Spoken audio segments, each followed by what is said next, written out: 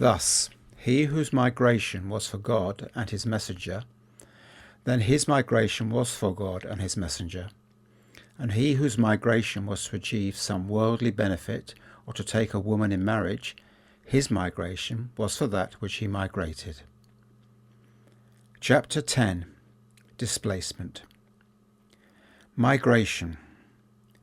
Throughout history, migration has been central to the Muslim story and identity. Concerning the latter, the great Persian 13th century sage, poet and mystic Jalaluddin Rumi, who lived from 1207 to 1273, states that each person's life is part of a grand migration of the human spirit, a journey of deepening remembrance in this life and renewal in the hereafter. Regarding the Muslim story, our Prophet's migration, along with his companions from Mecca to Medina, represents the starting point of the Muslim era, the Hijra era. Likewise, the migration of the Sangis from Mirpur city after the Mangla Dam project marked a significant shift in their relationship with Hadrat Sahib. Completed in 1967, the Mangla Dam, which is the 7th largest dam in the world, changed the landscape of Mirpur forever. Before the dam's completion, the entire irrigation system of Pakistan was wholly dependent on unregulated flows of the Indus River, which is the longest and the national river of Pakistan, and its major tributaries. However, during critical farming periods, there was a lack of water due to seasonal variations in river flow and a lack of reservoirs to conserve surplus water during high river flow. The Mangla Dam was constructed to reduce this shortage and strengthen the irrigation system of the country. Over 280 villages and the towns of Mirpur and Dadyal were submerged, and over 110,000 people displaced from the area because of the dam being built. To facilitate the migration of those people affected, the government gave them money, and some were given work permits for Britain. As a result, in many cities in the UK, most of the Pakistani community are Sangis from the Dadyal Mirpur area of Azad Kashmir. Hadrat Sahib's family had lived in this region for many generations and had Sangis from both the Punjab and Kashmir. Mirpur city was conveniently situated for those Sangis as their access to Hadrat Sahib was easy. Due to the displacement of the Sangis because of the dam project, many questions arose. Where would Hadrat Sahib migrate to? Which place could accommodate both groups of Sangis from the Punjab and Kashmir? What would happen to the graves of his ancestors, including that of his father?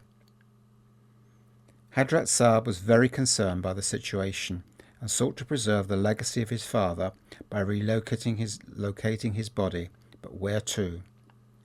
The Pakistani government offered land to the people affected by the Mangla Dam in remote parts of Sindh and Punjab. However, Hadrat Sahib was not keen to move to those locations. Settling in those areas would make it extremely difficult for the Sangis to visit him. Several places were considered before Hadrat Sahib finally decided on a village near the city of Jhelum.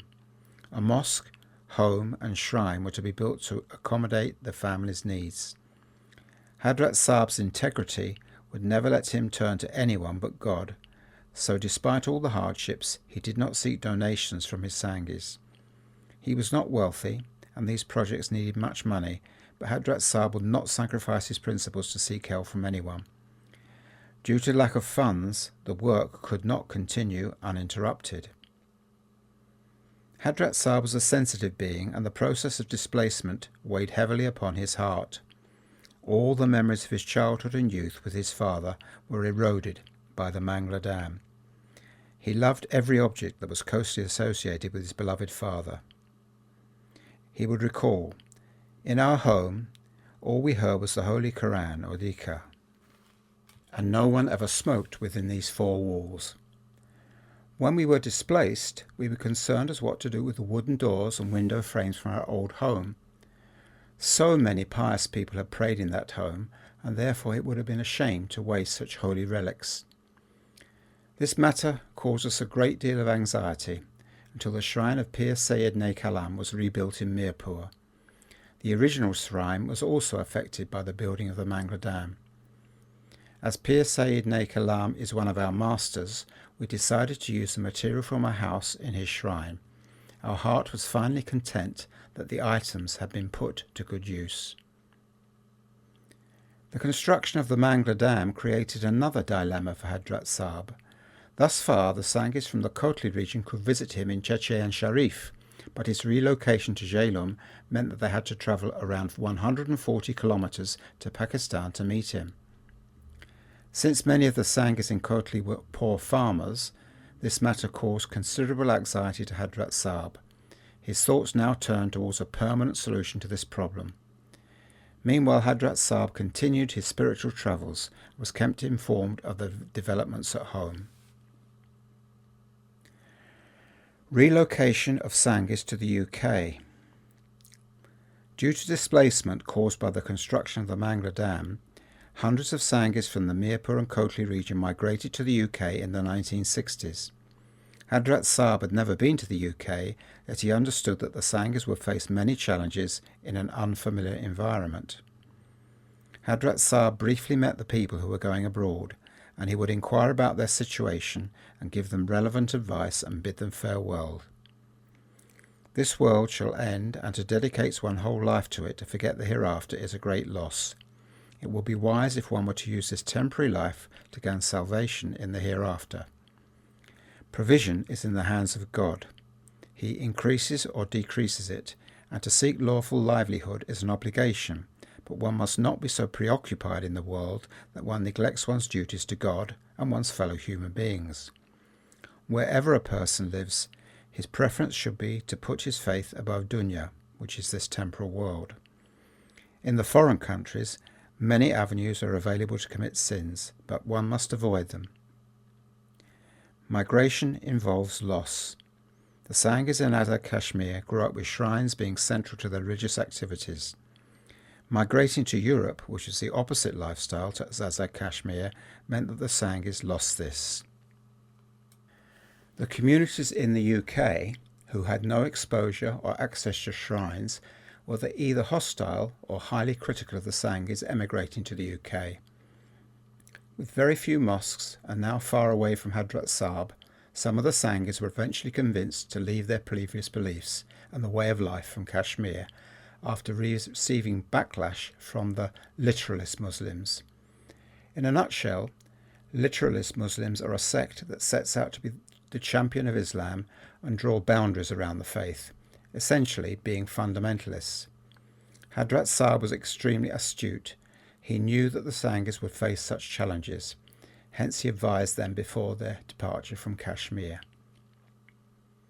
As an example, a practicing Muslim from Mirpur who migrated to the UK had shaved his beard and no longer offered his prayers. He was often cited by the local villagers as how a person can lapse in faith in a foreign land. It was a common belief amongst the villagers in Kashmir that the UK lacked honour and dignity, and English women were shameless wretches who would go to bed with any man. Hadrat Sahib did not give any importance to local gossip. Nonetheless, he foresaw that the Western culture was dominant and would lead the Sanghis into the temptation of all sorts. Back home, one was continuously reminded of honour, and since a person did not want to bring shame upon his family, honour acted as a barrier to sinning. Although religious observance is not universal in Pakistan or Kashmir, a person continually hears the call to prayer, observes people praying, fasting and visiting shrines for blessings. In the UK, however, religious observance was mainly done indoors. Few migrants prayed or fasted regularly. There were no shrines to visit and no call to prayer to be heard. So, to safeguard their faith and help maintain their ties of kinship back home in Kashmir, Hadrat Sahib would give sincere counsel to any Sanghi who was about to migrate. He would give them litanies to read and would advise them to stay in touch via letters. Additionally, he urged them to seek the company of the pious people who had already migrated to the UK. Young Sanghis in the UK. The youthful and exuberant men from Kashmir had never encountered such freedom back home as they did in the UK. Therefore, it was not long before they fell into temptation. A young man from Kotli, whose father was a close Sanghi of Hadrat Sahib, came to live in Yorkshire with his uncle. After a short while he discovered women and drink. He moved away from his uncle and lost all contact with his family in Kotli. His parents were distraught as they had not heard from him for some years. Due to stress of separation, his mother became seriously ill, and a telegram was sent to his uncle to locate him and send him back home to his parents. Hadrat Sahib was kept informed of the whole situation, and his prayers were sought to somehow bring their son back home. After a few years in the wilderness, the young man was finally traced by his uncle, who informed him that his mother was seriously ill. The young man did not have the fare for the journey, so his uncle lent him money to buy a plane ticket. Upon arrival, he had no money to travel from the airport in Rawalpindi to Kotli, so he sent a message to a brother to arrange some transport. When his father found out, he was livid and went to meet Hadrat Sahib to relate the whole incident to him. Hadrat Sahib advised, "Do not be angry with him. Treat him with compassion, overlook his faults and give him some money for spending." The young man arrived back home and spent a few months with his loving parents. Their compassion opened his eyes, and he promised to make amends, which he did. He brought several of his brothers and cousins to the UK, and subsequently their financial situation improved. In addition to this, he went on to participate in many acts of welfare. By contrast, the mature Sanghis who had spent considerable time in Hadrat Sahib's company were able to resist immoral acts such as fornication and alcohol in the UK. One such Sanghi who came from Mirpur lived in Scotland and worked as a bus conductor. He was given litanies to read and an amulet for protection by Hadrat Sahib. He stayed in touch with Hadrat Sahib and hence remained on the straight path. In 1966, a middle-aged Sanghi from Kotli came with his nephew to visit Hadrat Sahib in Jhelum before they set off for the UK. This Sanghi's father was a follower of Qibla Alam, and Hadrat Sahib had stayed at his home both in his childhood and adult life. Qibla Ma Sahiba preserved the cot that was given to Hadrat Sahib as a child by this Sanghi's father in 1930. Hadrat Sahib inquired from this Sanghi about the performance of his daily prayers in the UK. He replied, "Black and white," meaning he read some and missed some. The Sanghi then introduced his young 13-year-old nephew to Hadrat Sahib and informed him that the boy was his sister's son and he intended to take him to the UK. Qibla Ma Sahiba also arrived at the gathering and asked, "So, you are going back to England?" He answered, "Yes," and said, "I know it is a lie, but there is no other way of taking him apart from claiming he is my son." She commented, "An uncle is like a father." Hadrat Sahib requested her to pray for them. After that, they set off towards Karachi on a train, and from there they boarded a flight to Heathrow. Upon their arrival at Heathrow, during the interrogation, their statements did not match. The Sanghi was anxious with the fear that his nephew would be sent back to Pakistan. He recalled that Qibla Ma Sahiba had prayed for their success, so he hoped there would be no problems. The immigration official was not convinced that they were father and son. After all the passengers had left the airport, both uncle and nephew were still held for questioning. Finally, the senior immigration officer came and inquired from the official about the reason for the delay. The senior officer took a close look at the facial features of the Sanghi and his nephew and commented, "They have the same features, so they must be father and son. The reasons why their statements do not match is that this boy has never travelled abroad and he must be disorientated by the experience, so let them go." It was such incidents that reinforced the Sanghi's trust in Hadrat Sahib and the Qibla Ma Sahiba's prayers. Due to his uncle's influence, the boy visited Hadrat Sahib every time he went back home and would often bring a gift or offering in the form of money for Hadrat Sahib. Even though he came to the UK as a teenager, he never lost sight of the fact that he had a connection with Hadrat Sahib. As a result, he remained steadfast on the right path and did not have a girlfriend, drink alcohol or smoke. Mature Sanghis. Another poor Sanghi from Old Mirpur was a retired soldier from the Pakistan Army. who later worked at the Mangla Dam project before being made redundant. Sometimes he would visit Hadrat Sahib in the adjacent village and massage him. He was married with 5 children and suffered extreme poverty. In 1969, he travelled to Kotli to visit Hadrat Sahib.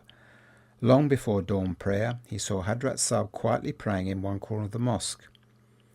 When Hadrat Sahib had finished, he went near and began to massage him, and mentioned that he had 5 children and had no source of income apart from some financial help from his brother in the UK. Hadrat Sahib replied, "God will have mercy on you. Now go and rest." When he returned to his village, he learnt that a voucher had been sent in his name from his brother in Bury. Naturally, he attributed this turn of events to the blessings of Hadrat Sahib, and with his consent and prayers, he too came to the UK. As a mature person, with the responsibility of a family of 5 in Pakistan, all of whom lived in a small house, his main priority was to build a larger home for his family. He did not waste any time or effort on other matters, as he had been given lengthy litanies to read. Due to this, he would waken before dawn and carry out his litanies until sunrise, then work a 12-hour shift. He kept in touch with Hadrat Sahib via letters, and he would request his supplications and informed him of any significant events, such as the births or deaths in his family. Lost Sanghi. Hadrat Sahib would generally advise the Sanghis going abroad to earn an honest livelihood, perform the daily prayers, be mindful of the rights of both kith and kin, especially the obligations to one's parents. Additionally, he would instruct them to stay in touch. A Sanghi narrates that he spent considerable time with Hadrat Sahib at the Ashabirada shrine, but when he came to London, he did not contact Hadrat Sahib for almost 14 years. He went to Pakistan on several occasions, but never thought of meeting Hadrat Sahib. One day, as he came out of the mosque on a Friday, he heard a cassette playing in a shop about the relationship between master and disciple. He bought the recording and listened to it several times at home. The memories of the time he spent with Hadrat Sahib came flooding back to him. Consequently, he cried at the thought of not having contacted him all this time. He went to sleep crying and saw Hadrat Sahib in a dream. Hadrat Sahib was lying on a bed dressed in his usual attire, and he lifted the shawl from his face and said, "I live in Kotli, Gula Sharif." In the morning he was worried and informed his family he wanted to go to Pakistan immediately. His family were anxious and asked him why he wanted to go to Pakistan. He told them that he desired to visit Hadrat Sahib, to which they inquired, "Which Hadrat Sahib?" He told his children, "It is not your fault. I have never mentioned him to you." Due to his anguish, his children booked his ticket to Pakistan, and from the airport he travelled directly to Gula Sharif. He informed the Sanghi on duty of who he was and that he knew Hadrat Sahib. The Sanghi brought a message from Hadrat Sahib that he would meet him in the evening. Later in the evening, when he went into the chamber, Hadrat Sahib said, "That old love is no more." The Sanghi replied, "There must be some love, that is why you have summoned me." Hadrat Sahib repeated his words, and the Sanghi cried out of remorse. Alcoholic Sanghi. In 1966, Muin, aged 14, from Sensa, was brought to England by his uncle. After arriving at Heathrow on the 28th of December, he was interrogated by the immigration officials for several hours. Finally, the official said, "All right, your answer to my next question will determine whether you go this way, through to customs, or that way, back to Pakistan. Answer me one more time, just once, and I will not ask you again." The official inquired, "How do you refer to your grandmother?" Muin replied her name was Wilayat Begum. The official argued that his father or uncle had stated she was called Bey. Muin responded that his father or uncle had not been to school and did not know that her official name was Wilayat Begum and that Bey was her nickname. Following this clarification, he was able to enter the UK. Muin lived in Luton with older people who frequently visited the local pub. He thought that if his elders were spending their time drinking, it was okay to do so. At the age of 14, he began drinking alcohol. Back home, his mother visited Hadrat Sahib in Panjali and informed him of the situation. She expressed her fear that her son might never return home. Hadrat Sahib commented, "What has happened to him? He is the son of a good man." Muin no longer wanted to live with the Pakistani community and moved to London. By then, he was an alcoholic and had developed a habit of gambling as well as losing any connection he had with Islam. However, he often uttered the two names of God, Ya Rahim, O the Merciful, and Ya Ghafoor, O the Forgiver, whose meanings he did not know. He lost touch with his mother for a while and socialized with only non-Muslim English friends. His mother continued to seek help and advice from Hadrat Sahib. Later on, he re-established contact with his mother, and Hadrat Sahib sent in an amulet to drink for 40 days. He would even take these amulets with alcohol. He recalls, "I remember that it was the 31st of December, and I had had a lot to drink. I got in the car and felt like I was going to die. I told the person next to me in the car that my life was finished. He responded, 'For God's sake, stop the car. I will drive, just do not brake suddenly.' I stopped the car, stepped out and vomited. It was like a bomb had been detonated inside of me. I felt like my insides were being squeezed, and after I had finished vomiting, I got my breath back and felt better.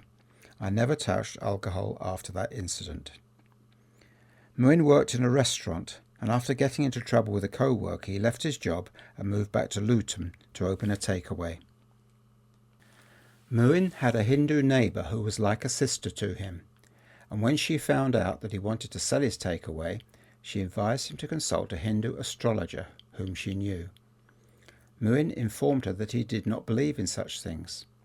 However, she told him that the astrologer did not charge for the service, so Muin felt there was no harm in asking a person who had no reason to lie. He rang the astrologer, who asked him a few questions, and then told him to ring again in 5 minutes.